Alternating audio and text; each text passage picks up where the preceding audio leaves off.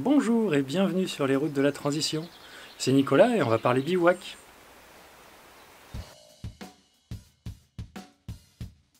Aujourd'hui, nous allons voir comment allumer un réchaud à bois. Mais pour ça, on a besoin de plusieurs objets. Un réchaud, une popote, des allumettes, du bois. Et bien sûr, pour le côté plaisir, on va se faire une petite infusion. C'est de l'orgeat, découvert en Bretagne.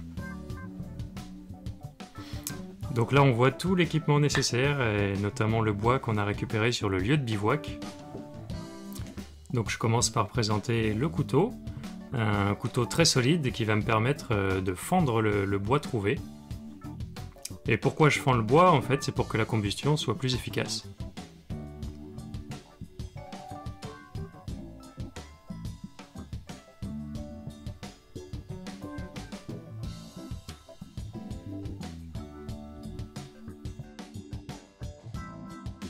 Donc là, on peut voir les branches fondues qui seront plus facilement disposables dans le réchaud. Ensuite, on va installer tout le foyer. Donc on commence par la plaque en aluminium, qui est une plaque de récup évidemment. Ça sert à protéger en fait la surface sur laquelle on va poser le réchaud. Ensuite, voici le réchaud. Donc c'est un Ferzil 10, qui est pour 2 personnes. Donc très fin, très léger. Et donc il suffit de le déplier pour ensuite le positionner.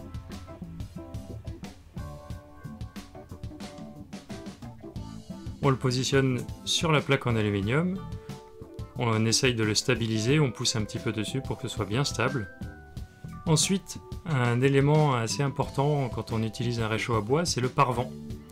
Donc ici, un pare-vent pareil, d'occasion, qu'on va pouvoir disposer autour du réchaud.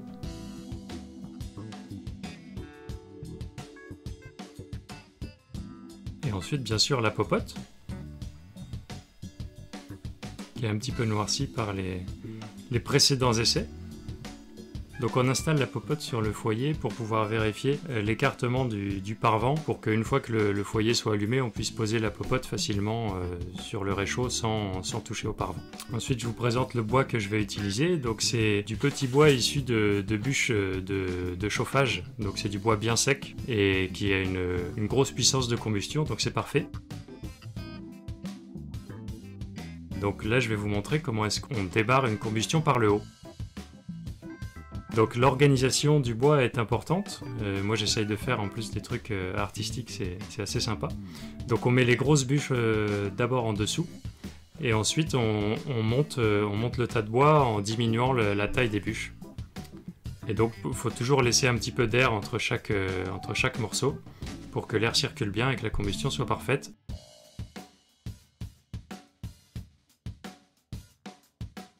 Et on finit par un tas de cagettes.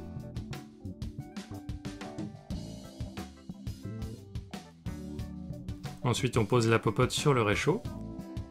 On va commencer par mettre deux tasses d'eau pour pouvoir se faire une infusion pour 2 personnes.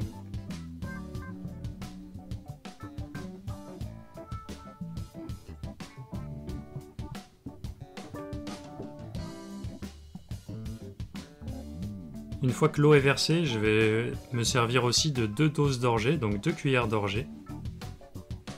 C'est donc de l'orge torréfiée qui remplace avantageusement le café pour moi.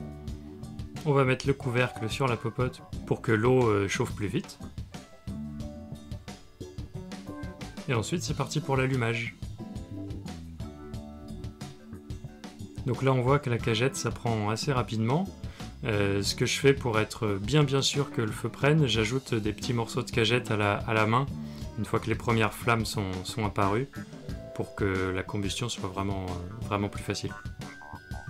Et voilà, c'est parti.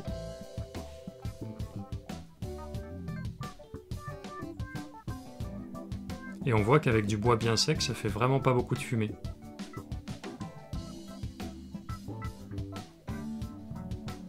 Et donc là, comme l'eau commence à frémir, on va pouvoir sortir la popote du foyer, parce que l'infusion, il faut pas que ça boue, il faut juste que ça frémisse.